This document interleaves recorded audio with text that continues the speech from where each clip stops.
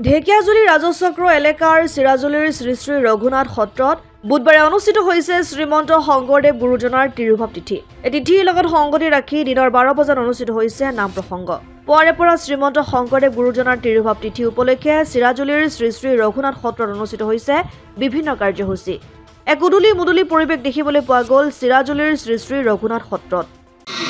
আজি আমাৰ শ্ৰী শ্ৰী চিৰাজুলি ৰঘুনাথ সত্ৰত শ্ৰীমন্ত শংকৰ গুৰু তিৰুভাৱ তিথি উদযাপন কৰিছে।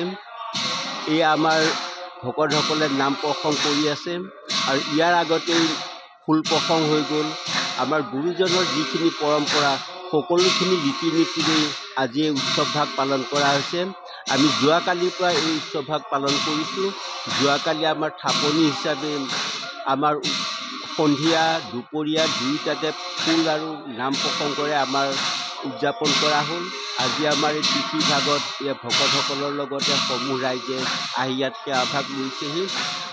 এই সত্ৰ শ্ৰী শ্ৰী ৰাম মাতাদেৱে প্ৰতিষ্ঠা কৰা আনুমানিক 1569 খ্ৰীষ্টাব্দত এই সত্ৰখন প্ৰতিষ্ঠা কৰিছিলে আৰু এই সত্ৰৰ শ্ৰী শ্ৰী ৰাম মাতাদেৱৰ প্ৰতিষ্ঠাতা উপলক্ষে শ্ৰী শ্ৰী ৰাম মাতাৰ তিৰুভাৱ তিথি সেইদিনা আমাৰ ৰাইজে ভাওনা উদযাপন কৰে আৰু শংকৰদেৱৰ যিখিনি সৃষ্টি সাংস্কৃতিক সকলোখিনি আমি সামৰ্থ্য অনুযায়ী উদযাপন কৰিবৰ কাৰণে চেষ্টা কৰোঁ।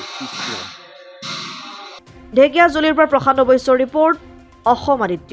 NKS হুণ্ডাইলৈ স্বাগতম। নৰ্থ ইষ্টৰ প্ৰথম GDSI 2.0 ফিচাৰ্ছ ডিলাৰ হৈছে NKS হুণ্ডাই। অত্যাধুনিক সা সুবিধাৰে তৈয়াৰী মষ্ট আপডেটেড হুণ্ডাই ডিলাৰ এতিয়া ডিব্ৰুগড়ত।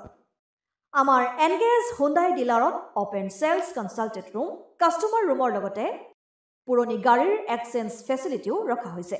ইয়াত চেলছৰ লগতে ছাৰ্ভিচ ছেক্টৰৰ সুন্দৰ সুবিধা আছে। প্ৰয়োজনীয় সকলো এডভান্স টুলছ, হুইল বেলেন্সিং, এলাইনমেণ্টৰ অত্যাধুনিক machine, post hydraulic lift, fully ট্ৰেইনমেণ্ট পাৱাৰৰ লগতে nitrogen gas filling facility, fully automatic car ৱাছৰ ফেচিলিটিও আছে।